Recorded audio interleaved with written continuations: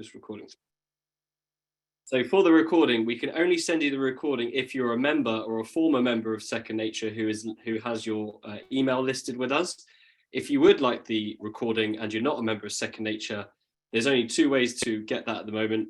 Sign up to Second Nature, or keep an eye out on our socials. We will share the links to the recording next week on our LinkedIn and other social channels as well. So just keep an eye out for that. So for those of you that have been with us before but haven't received the recording in your inbox, I've realized this week it's because it's only been going out to people within Second Nature. So apologies for that, and just an FYI. Okay, so welcome to tonight's webinar. My name's Robbie Puddick, and we are going to be talking all about how to improve relationship with food. I'm kindly joined by Natasha Gilbody. We are both registered nutritionists and health coaches here at Second Nature. Tash, did you want to give yourself a little introduction? Anything to expand on? Yeah, so like Robbie said, my name's Natasha. I have worked here at Second Nature for 4 years. I am a health coach and work with people one-to-one, in groups, in our communities. And one of my main passions, and probably one of the reasons I became a nutritionist, was to help people really heal their relationship with food and develop a positive relationship with food. So yeah, I'm really excited to be delivering this with you today, Robbie. Brilliant. And it's fair to say, if coming from a behavioural science aspect, you are a bit of an expert. So for those of you not in the know, Natasha and her colleague Grace actually developed an entire 12-week module for the University of Winchester last year in behavioural science and health psychology for dietitians. And it was so successful that it was actually rated the best module. Not sure if I told you this, Tash, but it was rated the best module by those students and for the whole degree. So clearly it went down very well, and they're having us back next year. So and thanks for the intro. So just a couple of bits of housekeeping. For those of you who are new to our webinars, just an FYI, we can't see or hear you. So if you've got dogs barking in the background like Tasha's, or if you've got, you want to eat your dinner while watching the webinar, that's all good. Make as much noise as you like. We can't see or hear you. If you want to make some comments or feedback to us during the webinar at all, you've got the chat function. You can select to send it to just me or Tash, the host and panelists, or you can send it to everyone. Or you can go, if you've got a question, please use the Q&A button. If you're on your phone, it will be in the More section. If you're on your laptop, you should just see on the screen with the little symbols at the bottom or top of your screen, you should see a Q&A button. And please put your questions in there, because in the chat, the questions can sometimes get a bit lost. Okay. Anyway, so for the first part of this presentation, let's get to it. I'm just going to hand over to Natasha. Yeah.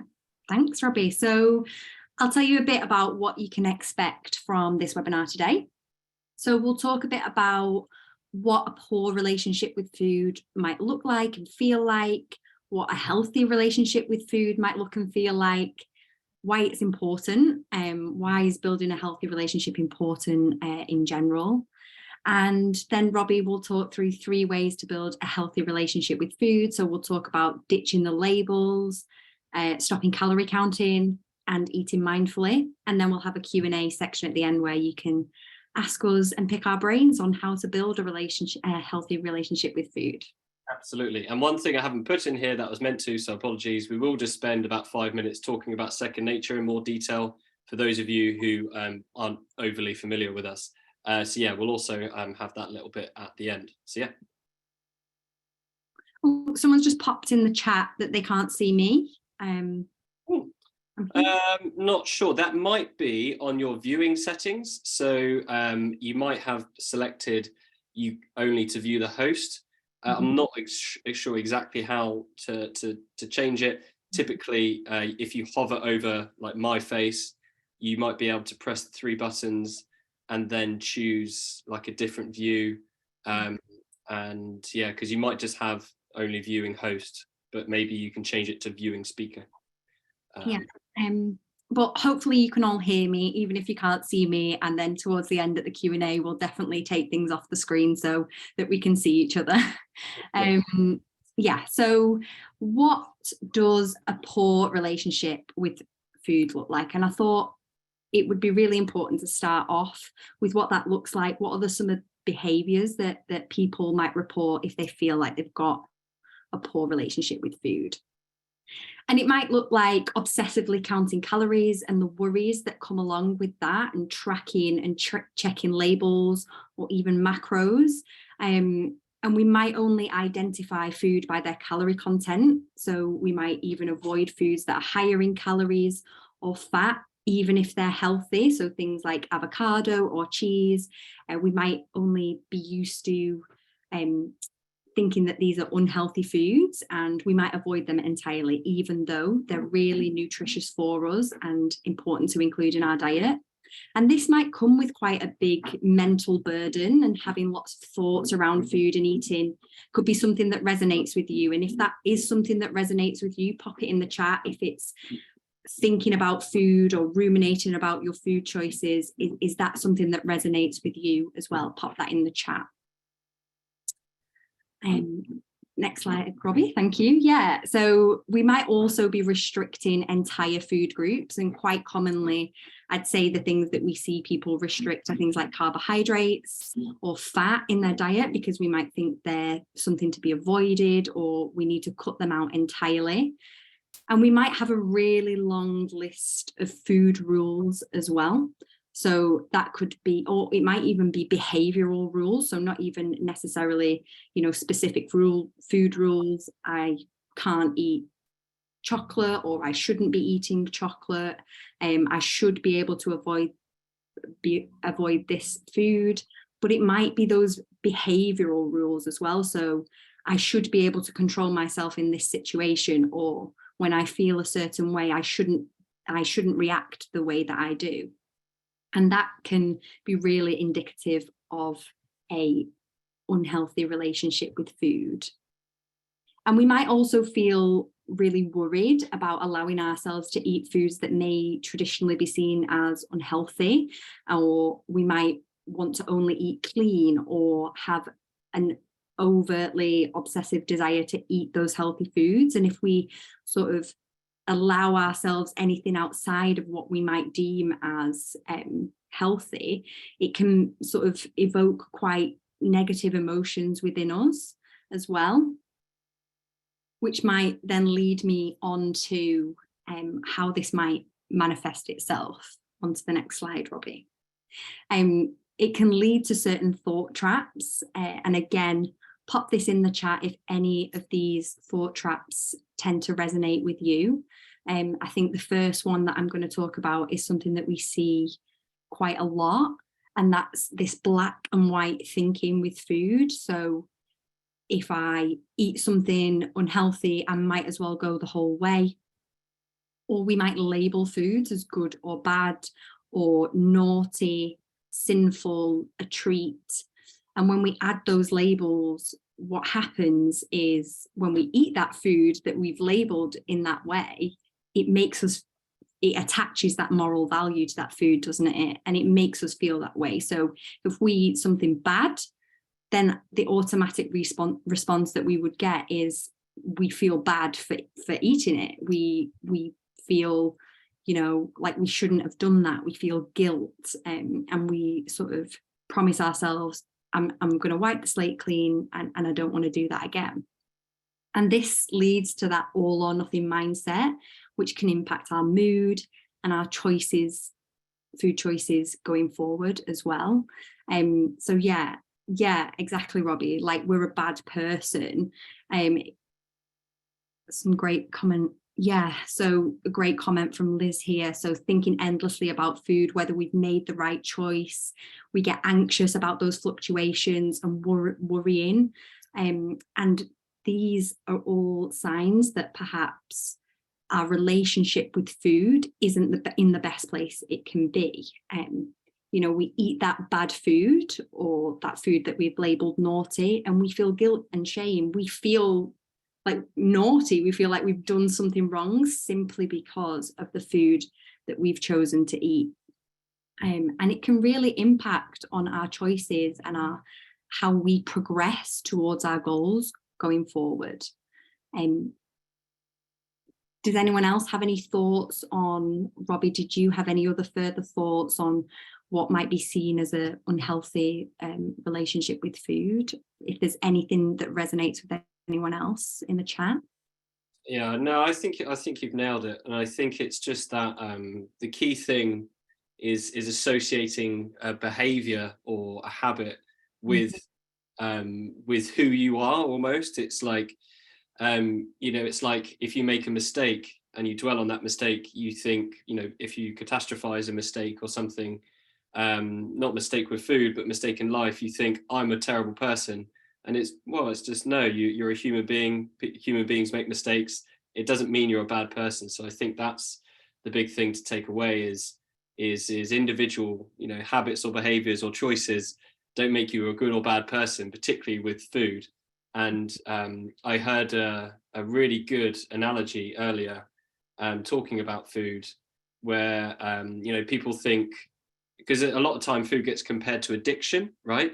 And that's a really difficult thing, because if you're, say, an alcoholic, abstinence from alcohol is a cure for that with psychological support. But we have to eat, right? We have to eat to survive and live and thrive. So, moving away from this, it's really important to move away from this sort of labeling of bad food or trying to restrict entire food groups, because we need to eat. So it's one of the reasons it's so important. So yeah, no, apart from that, but I think there's some really good comments.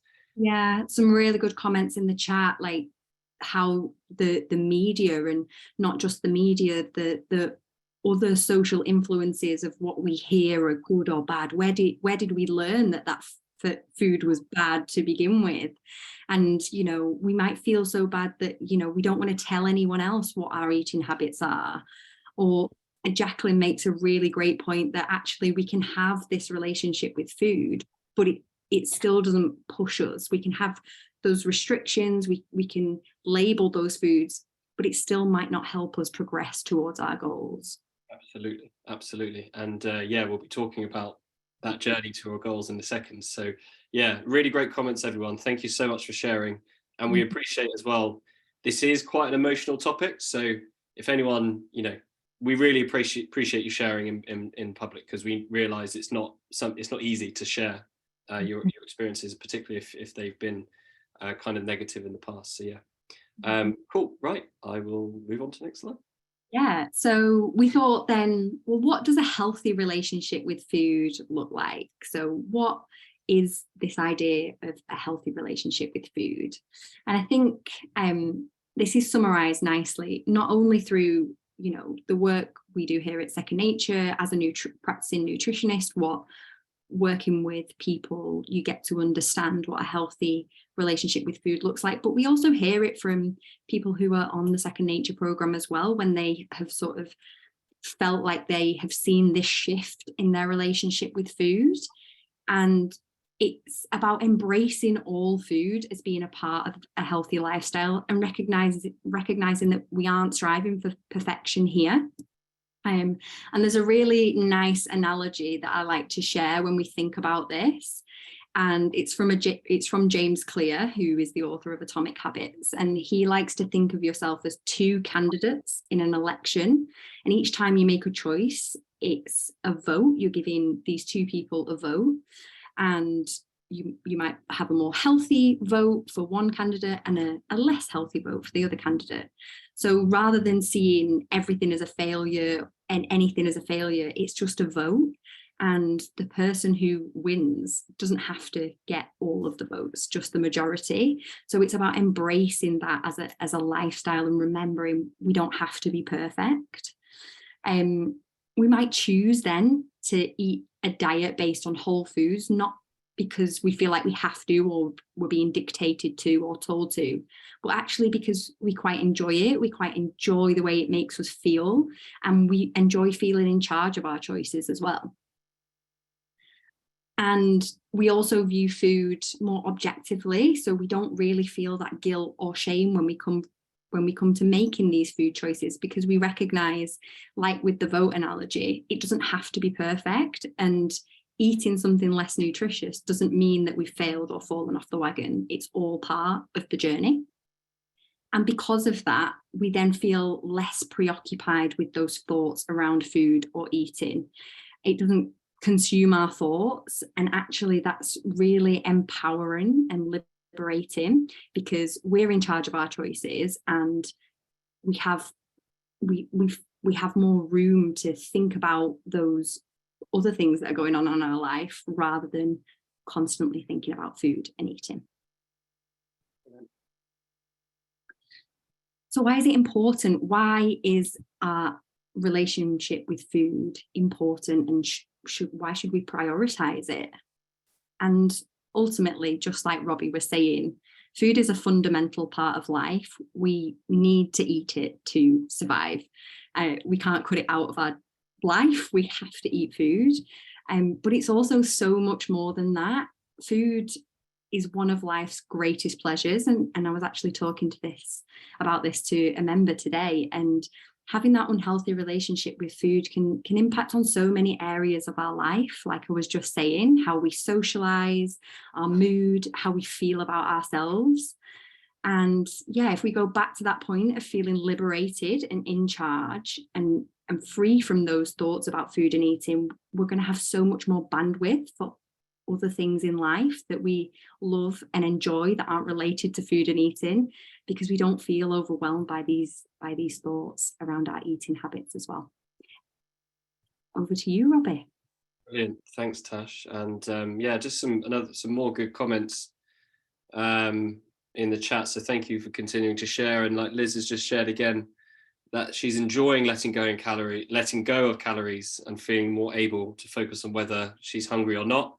Eating to a calorie budget just doesn't help me. And I think a lot of people would echo that view as well. And you know, calorie counting is a very controversial topic, I think. And I think my view of it has evolved over the past few years. I mean, I personally am not a big fan. I've never counted a calorie in my life, but I do know people who do it and have done it successfully, and it doesn't seem to negatively affect them. But then at the same time, you know, with my experience in this job, there's a lot of people out there where it really isn't a beneficial practice. And you know, just talking about this, like, why is it important as well? I often like to look at these things a bit more philosophically. So you know, because there's empirical evidence showing that in weight loss trials, in study settings, people who count calories tend to lose more weight, right?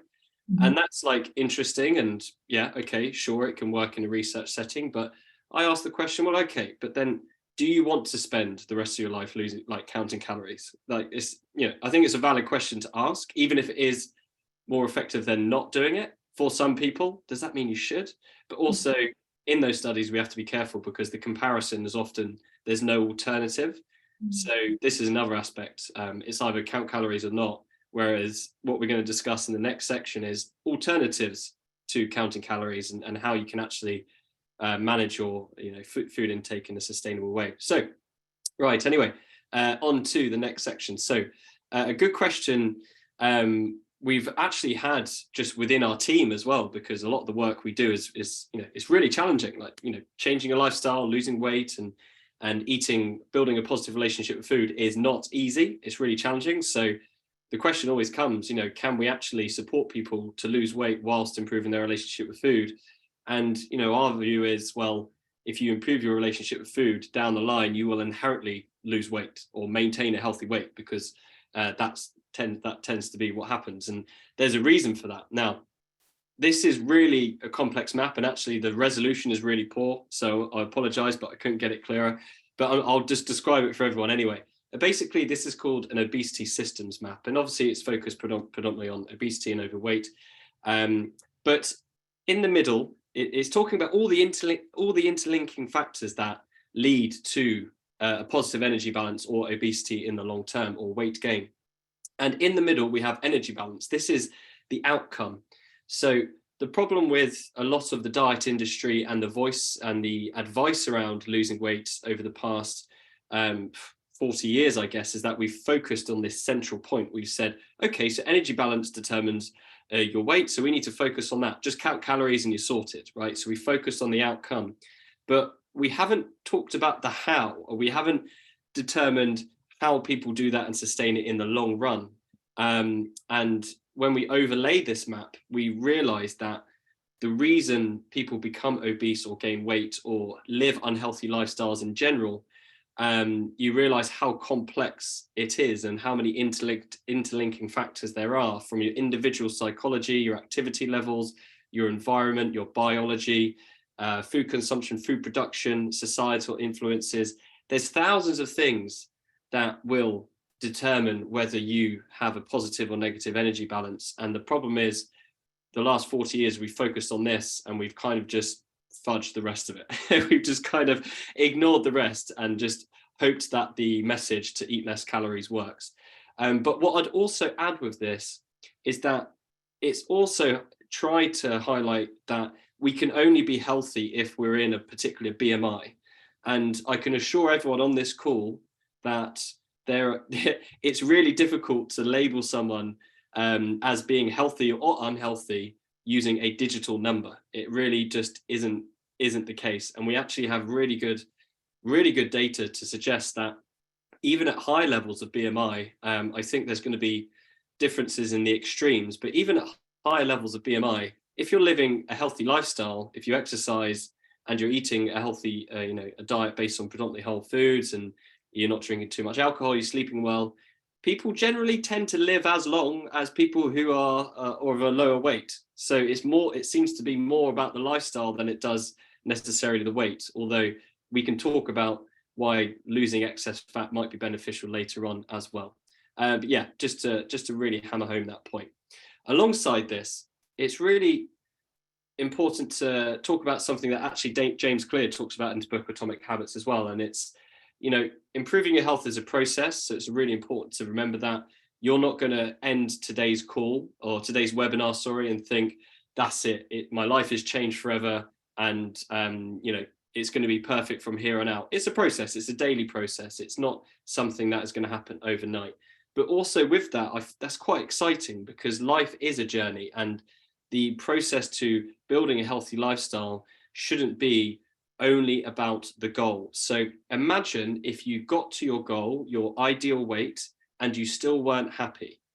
Now, what would you do then? Because what typically happens is people lose weight. Most people actually lose a substantial amount of weight over their lifetime if they have it to lose, but then they're still not happy. They're still not fulfilled. They still don't find they have the purpose. And it's because the processes in which they reach their goal weren't actually aligned to a lifestyle that they wanted to live, and it wasn't true to their values that they hold inside. So it's really important to think getting to your goals is not necessarily going to make you happy. Okay. Cool. And just a little analogy to couple with this. So music isn't composed so you can enjoy the ending. The music, the point of the music is the song itself. It's the song, it's the dance, it's the experience of the music itself. It's not about the end. If music was about the end, it wouldn't be composed in the first place. So why should your life or your health be any different? Okay, so 3 ways to build a positive relationship with food. So number 1 is we generally recommend to stop counting calories. And this isn't, like we were talking about before, not that it can't be a useful tool, but for most people who have a poor relationship with food, stop counting calories can be a beneficial thing. And it tends to be an obsessive behavior that it's good to try and avoid. There's a few reasons why. So calories are simply units of energy. So when we think about food and we think about calories, what do they actually mean? They're simply measurements of energy. And different sources of calories have very different effects on our body. So calories tell you nothing about the quality of the food you're consuming. So you could have 400 calories from donuts, or you could have 400 calories from avocado or eggs, and they're going to have a very different effect on your body. Also, you need to eat enough to nourish your body and mind. There's this myth out there that everyone needs to eat this low-calorie diet to keep their weight down, and that's what you need to eat for life. Most people you need quite a lot of energy, particularly females going through your menstrual cycle and your reproductive age. Even after that, when you're going through menopause, you need a lot of energy. Your body needs energy, and it needs enough to nourish your mind and body. So restricting calories to a severe extent is probably not a good idea. Also, your energy expenditure is very dynamic. It's constantly changing. If you think, talking about a calorie budget, for example, you might think, right, I've got 1,500 calories, I've got 2,000 calories. That really depends. You fluctuate day to day, week to week. Your energy expenditure will change. Your exercise levels, your physical activity levels will change. As you get older, your metabolic rate will change. So it's very, very dynamic. So counting calories isn't an accurate way to measure the quality of food, and something you should be focusing on. There's also something known as metabolic adaptation. So when you severely restrict your calories, it triggers a process of slowing down your metabolism, and this is known as metabolic adaptation. It's a survival mechanism. If you can imagine back in the day when we were hunter-gatherers, if you were in an environment with low food, your body wants to preserve the energy to ensure your survival. For females, that's to ensure that you can reproduce effectively. So it will downregulate other metabolic processes to ensure you have enough energy for your internal organs. Because your brain senses the lack of inbound energy and protein and switches to a state of energy conservation. Now, for those of you who might be experienced in yo-yo dieting over the last however many years, if you notice feeling lethargic and maybe little things as well, like things like your sex drive going down or whatever, this is typically all down to this metabolic adaptation and this caloric restriction. Okay, so you might be thinking, well, if I don't count calories, how will I know how much I'm eating? So what's the alternative? Well, let's change your mind about this. Let's have a little think. So firstly, slow and steady wins the race. So there is good evidence to suggest that for sustained weight loss over a long period of time, people that tend to lose weight slower tend to maintain that in the long term, because slow and gradual weight loss is a sign that you're changing and having and basically focusing on the right areas, focusing on your lifestyle. You're making little changes to your lifestyle that are inherently healthy, and being inherently healthy will gradually lead to sustained weight loss. You're also less likely to experience negative effects of what we just talked about. So you need to be in a calorie deficit to lose weight, yes, but you seem to have a bit of wiggle room before you reach that kind of tip-off point where your brain goes, and starts to panic and slows down your metabolism. So feel free to take a screenshot of this if you want. This is what we would call our healthy plate model. This is generally how we recommend a good foundation for people to eat. So it includes a good quarter of your plate of protein, quarter of your plate of carbohydrates, loads of vegetables, and including fats in there as well. So generally not restricting fat and eating to what we would call satiety. So eat for nourishment. Again, this doesn't mean you have to eat this way every meal. It just acts like a good foundation to function. So this is how we would recommend eating for health and for nourishment. We'd recommend eating 3 balanced meals a day, but also, don't fear snacking. If you're genuinely hungry, your body's probably telling you that you need to get some more food in. So, don't fear snacking as well. And yeah, we'd generally recommend having healthy snacks available. That's not always possible, but hey, that's, again, talking about, we're not looking for perfection here. Okay. The second recommendation is to ditch the labels. So Tash went through this earlier while we're labeling foods good, bad, naughty, or treats, etc. And to step back a little bit, there's no denying that some foods are more nutritious or health promoting than others. We're not saying that everyone should just eat what they want, and if you eat a diet rich in, if you eat a McDonald's diet, that's fine. You'll achieve good health. We're not saying that. That's obviously not true, but it's the labeling. It's the emotional attachment to the negative labeling of foods. That's the problem, not so much understanding the benefits and none of different foods. So like we've just discussed before, we promote a diet based on whole foods with a lower consumption of ultra processed foods. That's a good way to achieve good health. However, if you label foods as good or bad or naughty, For many people with a poor relationship with food, this can induce a negative emotional response and play into something that's known as the white bear effect, which is a really interesting theory in psychology.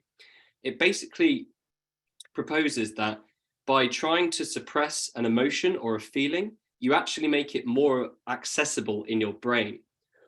Excuse me, just getting over a cold, which is really interesting and annoying, but that's human psychology. I don't know what the reason for that would be, but it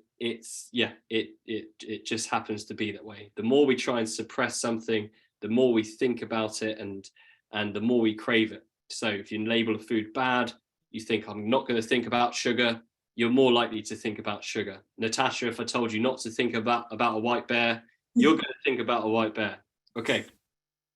So, and then ironically and unfortunately, this can lead to an overconsumption of the very foods you were trying to avoid in the first place. So by saying this food is bad or naughty, I can't have it, it's banned, never having it, you're more likely to overconsume it.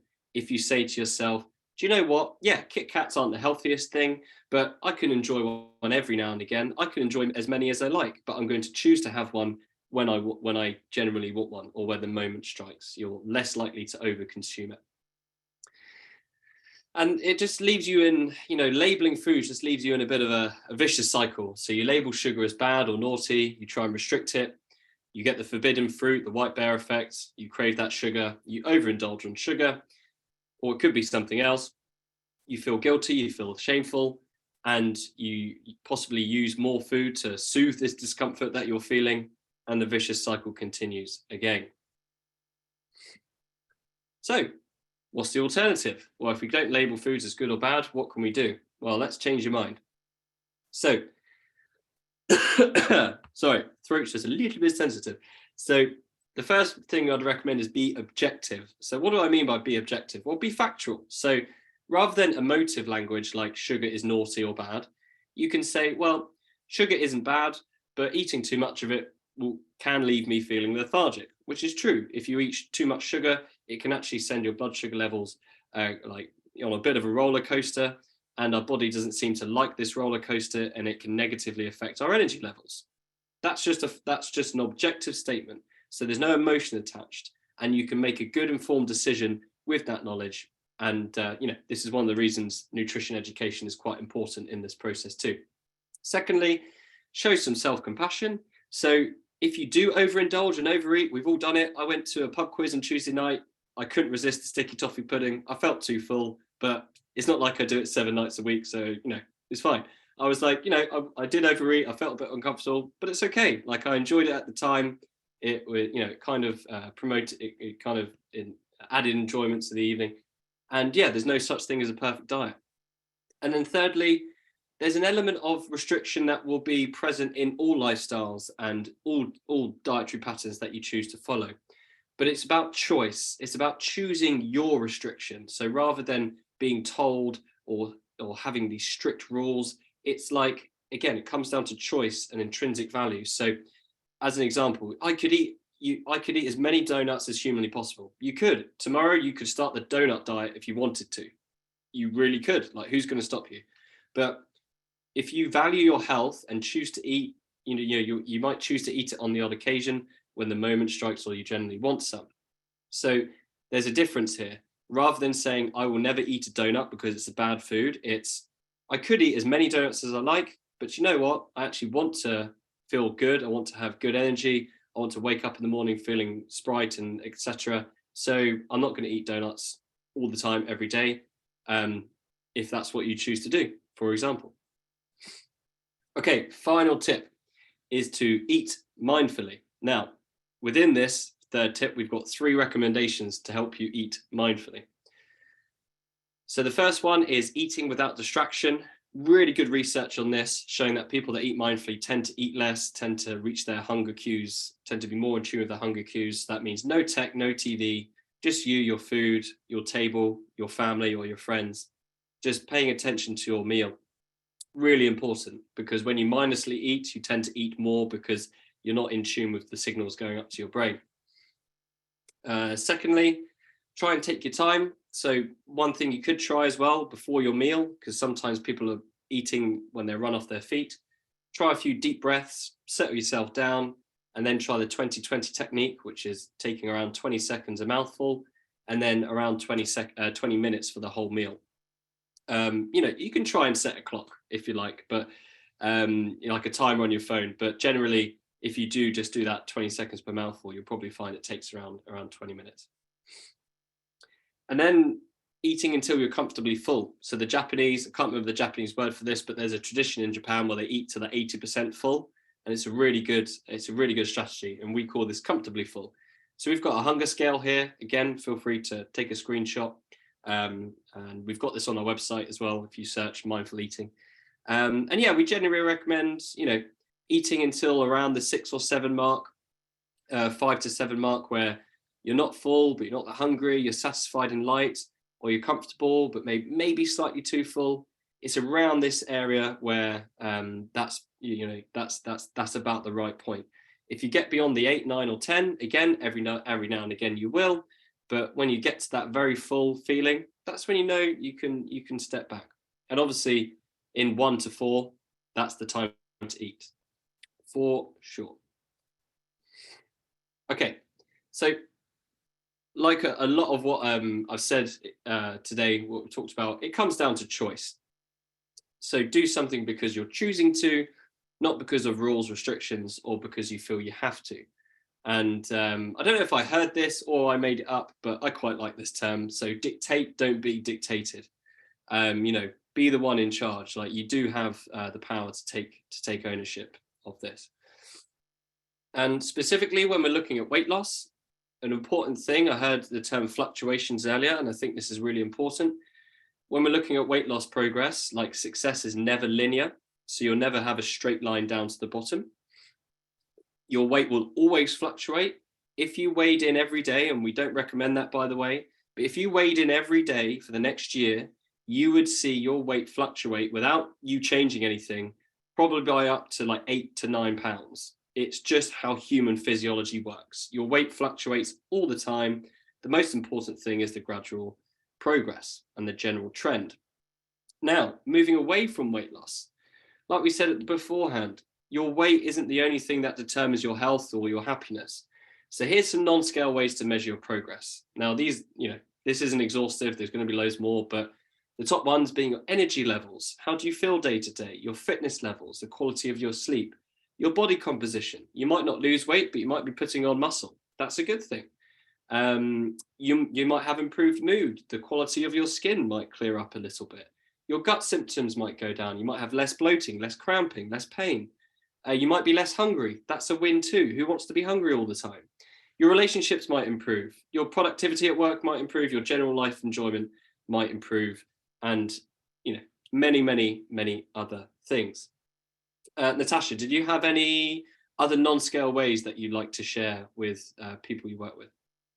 No, I think you've covered them all there, but I think the most important one for me there is life enjoyment. I think, feeling like I said before, you have that capacity for the things that you truly enjoy in life, and enjoying food as a part of that is a fantastic way to measure progress. Absolutely. Thank you. Cool. And then just to finish on this main section. So this is a really cool paper. It basically looked at people that had maintained weight loss over, I think, a substantial period of time, 3 to 4 years, and compared them to people that had lost weight and then regained it. And I just really like this quote. So, in contrast to the narrative of being trapped or helpless reported by some weight regainers, maintainers often talked about a growing sense of liberation and personal control, along with a growing confidence and self-esteem and the emergence of a new me.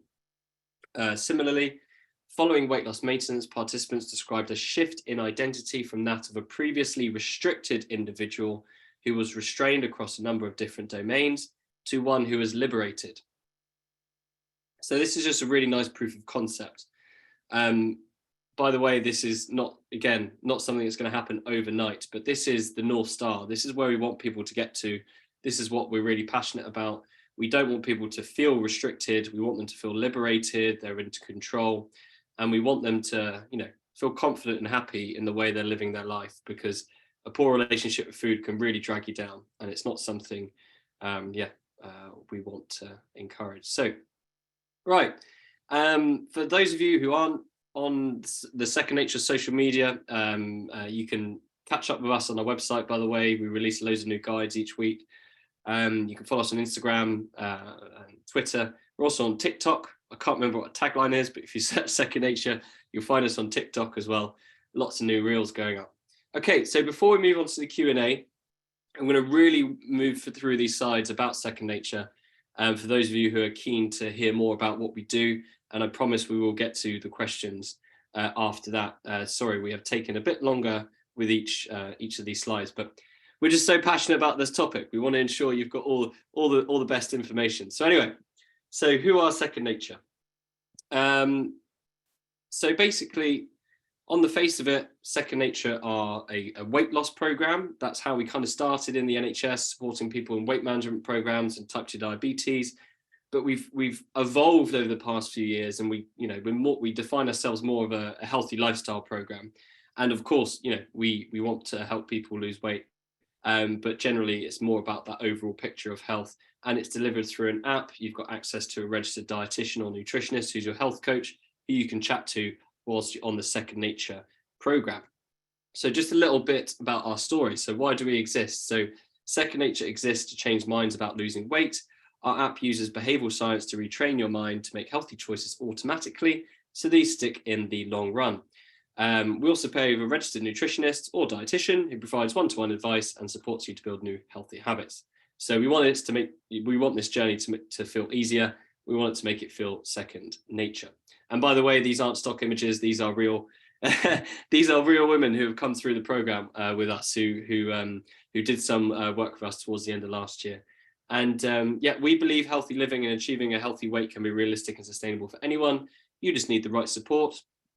And overall, we are here to offer an alternative. So we do believe that the messaging from the diet industry of the last 40 years, and it's not to say that you shouldn't want to lose weight. There's nothing wrong with having a goal of weight loss, nothing wrong with it at all. But it's the approach to weight loss which we feel has been misrepresented, and we just think it's the wrong way. There is another way, and that's our approach. We work in the NHS. We've been commissioned by the NHS since 2017.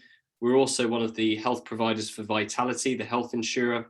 And we've also got, really exciting, a study ongoing with the University of Oxford at the moment, which will be published next year, which is really exciting too. Okay, now before the Q&A, I swear this is the last thing. We just wanted to do a very quick poll because with these webinars, we wanted to start learning more about the people who engage with the Second Nature brand. So we want to understand people in more detail so we can learn to support everyone more in the future. So I'm just going to launch this poll, and all I want everyone to do is just to select, if you want to take part in this, what profile do you identify with the most? Is it A, prioritizing relationship with food, or is it B, prioritizing weight loss? And I suppose that would be, we want this to be a reflection of how you're feeling today. So if you were starting on a health journey today, what would your choice be, A or B? So I'm just going to launch this poll, and if everyone's happy to spend a few seconds answering this. Brilliant, thank you very much. Most people coming through, excellent. Some people in the chat, thank you. Okay, almost there, 77% of people have replied, excellent. Nice, so it looks like, which is, I'm really glad after today, 83% of you so far have said you would want to prioritize a relationship with food, which is brilliant. And 17% of you have said prioritize weight loss, which again, like I said, there's absolutely nothing wrong with wanting to lose weight. And there's no right or wrong answer. But hopefully, for those of you who wanted to prioritize weight loss, you understand the importance of also developing a positive relationship with food as you go on that journey. Okay, brilliant. I'm going to end that poll now. Thank you for everyone who put their answers through. I can share the results, which is pretty cool. Right, so we will now, thank you very much. We'll move on to the questions. So I'm going to stop sharing the poll, and I'm also going to stop sharing my screen. So hopefully you can all just see our faces, and not that, I mean, I don't know how I look, but this side, my sinuses after this cold have really like started to explode. But anyway, let's have a look in the Q&A. So we've got a great question from Trevor. So we talked about BMI as a number, but what about cholesterol? His GP told him his was too high and to reduce intake of saturated fat. So how does that, is that a good measure? Yeah, good question. So cholesterol is a complex question. So what I would say is that sometimes cholesterol can be too high as a sign that the body is struggling to regulate, is struggling to function properly, right? So when your cholesterol is high, it can indicate that your liver is struggling to, say, regulate the fat that you're getting through your diet, for example. So what tends to happen is your liver starts to ship out these little boats that carry cholesterol in the blood. And it can be a sign that your liver's got too much fat in it, and it can be a sign of a bit of dysfunction in the system. However, some people just naturally have higher levels of cholesterol as well. But what we tend to see with these individuals who are genetically disposed to having higher levels of blood cholesterol, they also seem to have a greater ability to excrete it out of their gut. So cholesterol balance in the body is really, really complex. But so, you know, when it comes to the second nature guidelines and restricting saturated fat, so we've got more lenient guidelines on saturated fat than most other recommendations. But what we would say is that that doesn't mean everyone should eat high levels of saturated fat. And actually, most of our recipes use extra virgin olive oil, for example, as the oil as the cooking fat. So in terms of how it fits into second nature advice, our recommendation isn't to eat loads of saturated fat. It's just that you can enjoy some from whole foods like meat, fish, dairy, even using butter to cook with every now and again is fine. But generally, what will determine your cholesterol levels is the overall quality of the diet, not so much just about the saturated fat. And yeah, so I guess that would be my general answer, is that speak with your doctor and try and broaden the discussion to wrap the overall quality of the diet. And yeah, I hope that answers your question, Trevor. Thank you. Super helpful.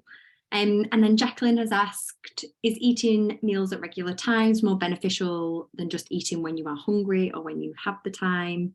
And I think for me, my thoughts on this were having a regular meal pattern can be really helpful.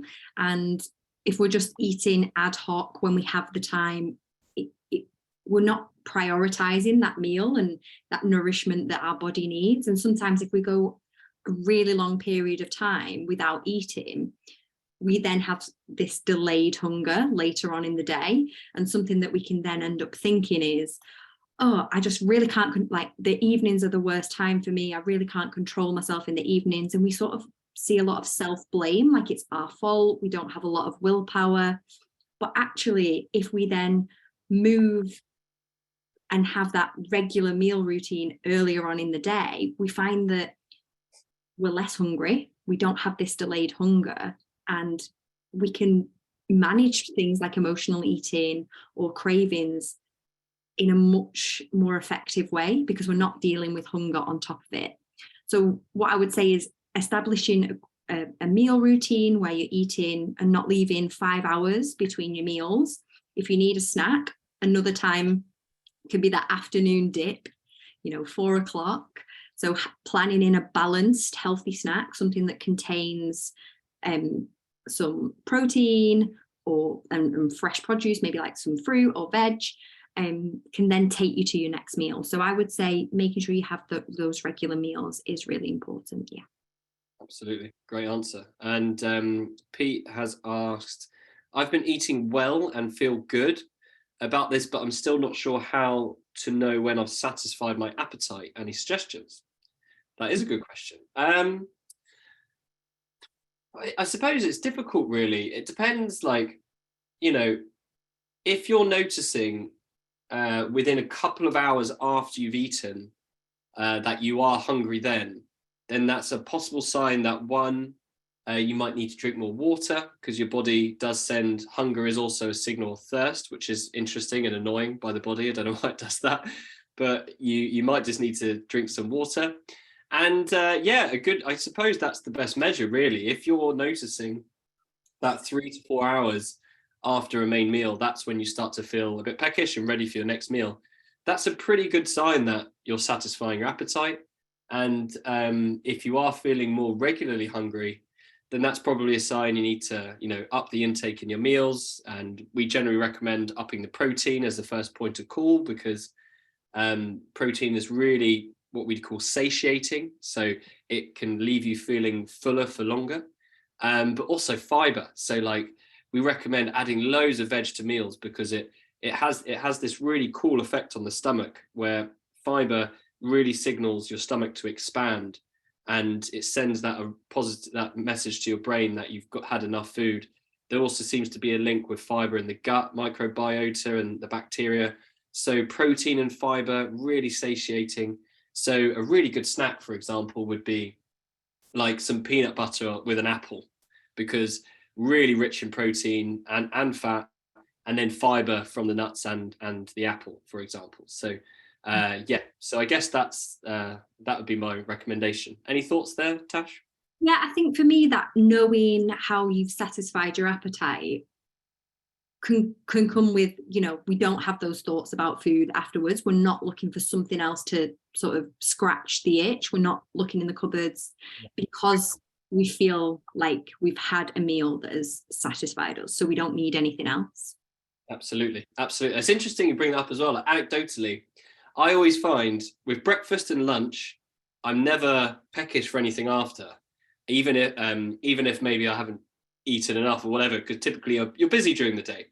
For me, the weak spot is dinner. Even if I have a big dinner, I don't know what it is, I just always have that little thing in my mind going, oh, I just could have something sweet. And yeah, I've actually, like, if I get that, if I do get that, I've gone for like a hot chocolate made with cocoa and just a little bit of honey. Oh, it scratches my itch, and I haven't had to sort of like go too crazy on the sugar kind of thing. So yeah, that's a really good point, Tash. It's like, are you preoccupied with the food after a meal? I think that's a good shout. Question from Liz. Tash, I think you'll be well placed to answer this. So how can I develop ways of coping with slower weight loss?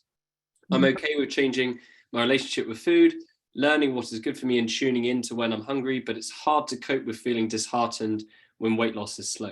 Really good question. And I think, Liz, well, first I'd say, before Tash answers, like, you're not alone. I think a lot of people will be feeling the same thing. So yeah, definitely. And I think as well, that number on the scale can be influenced by so many different things. And something I've been talking about today is we can pick our scale up, move it to a completely different place, and it can show us a completely different reading.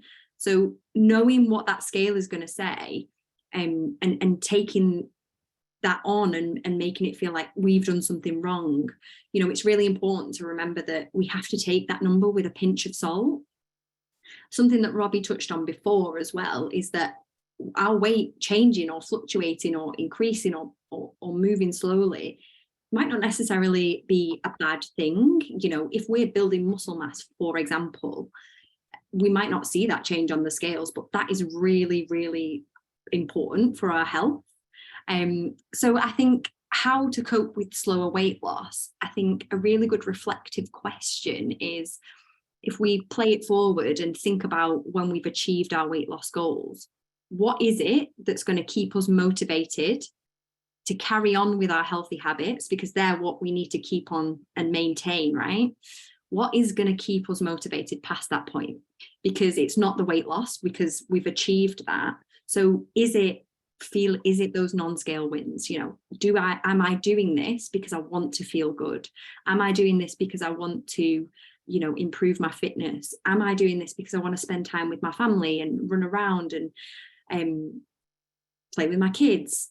Things like that. And those are the things that, if we really tune into them, we remind ourselves that weight loss is just one outcome. of making these changes. And we will get there, and we can always look back at how far we've come, rather than focusing on how far we feel like we've got to go. Absolutely. And I think an exercise, Tash, that you shared with me a while ago is the values exercise. And just to highlight that to everyone, a good thing to do is to really highlight your internal values. And James Clear has got a long list on his website, but the exercise is basically like reflect on the time in your life where you were truly happy, and then write down what you were doing, where you were, who you were with, and then highlight some of the themes. So mine and Natasha's answer was very similar. We both talked about experiencing when you were hiking, and mine was when I was surfing.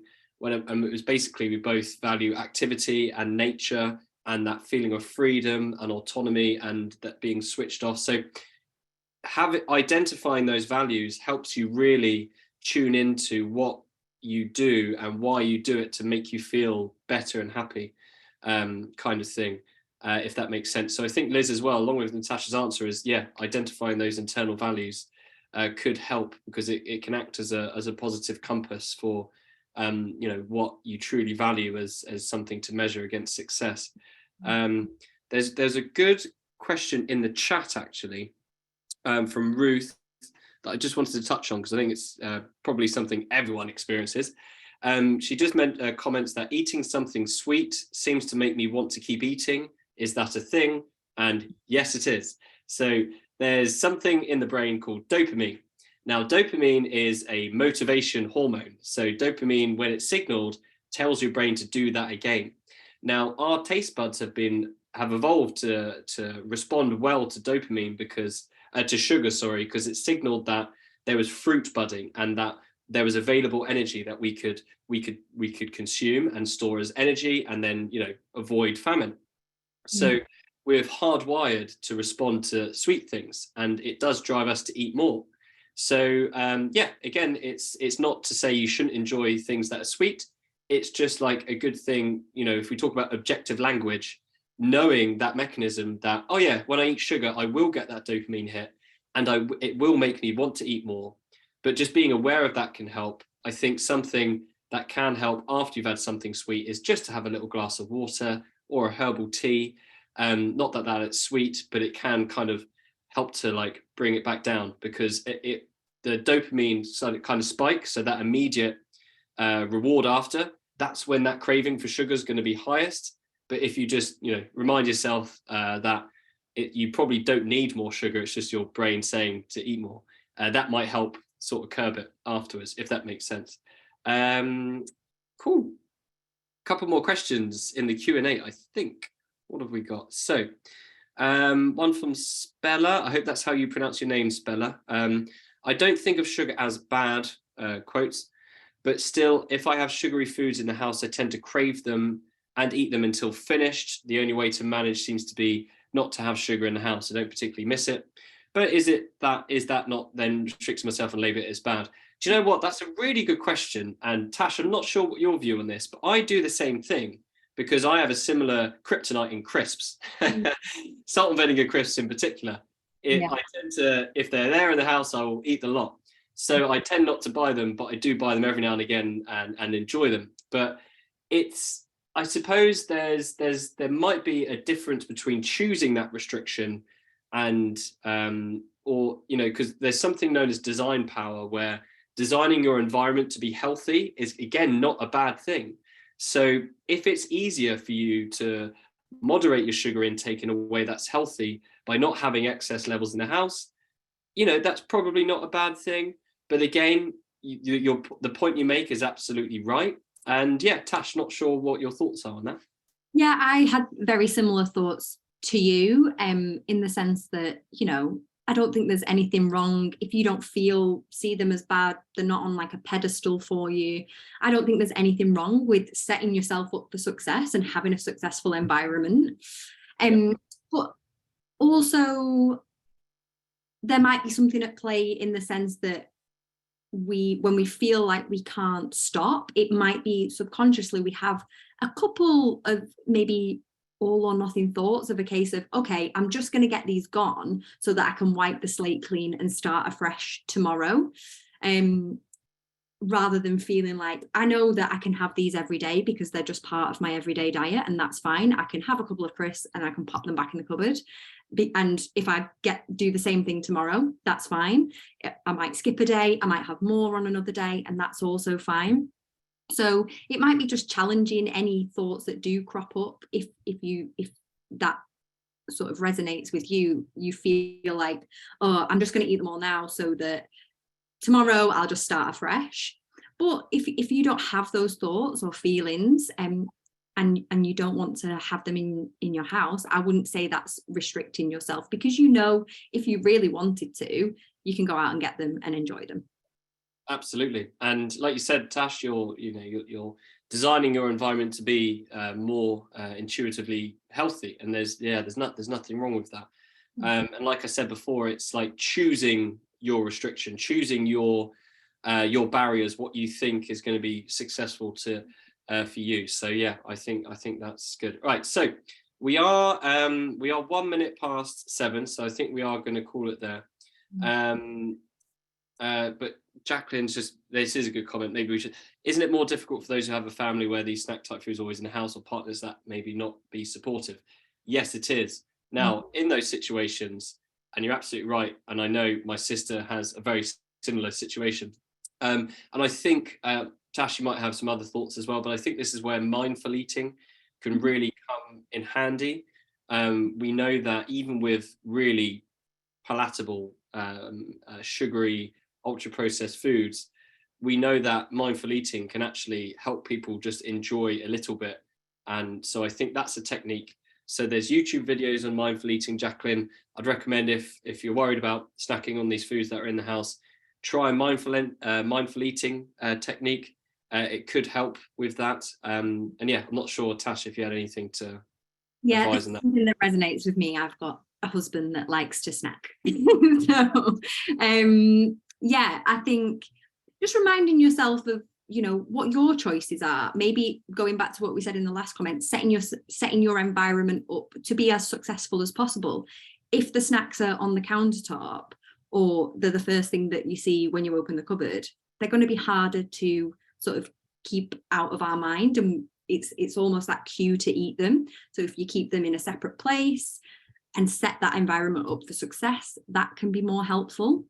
And just also asking for that support. If it is a partner, asking for the support, because quite often we can feel like, oh, it's I'm not being supported. But if we share why it's important to us, very often people are receptive to that, because, you know, that we're in a partnership with them. So sharing how you'd like them to support you can be really helpful too. Excellent. Right, thank you, Tash. We are going to leave it there because it's nearly 7:05, and yeah, we've got dinner to make. So, but yeah, Tash, thanks again for joining me. Really amazing, and thanks everyone for coming. Really amazing turnout. I think we had nearly 80 people join out of maybe 300 who signed up. So it's an amazing turnout. And thank you for all your comments. And yeah, again, if you want to keep following Second Nature on all the social channels, and yeah, we do these monthly. So I'll be posting on socials in the next few weeks for our December webinar. We'll be talking about how to navigate the festive season. Amazing talk with our health coach Yancy. So yeah, hopefully see you all soon, and have a good evening. Bye everyone.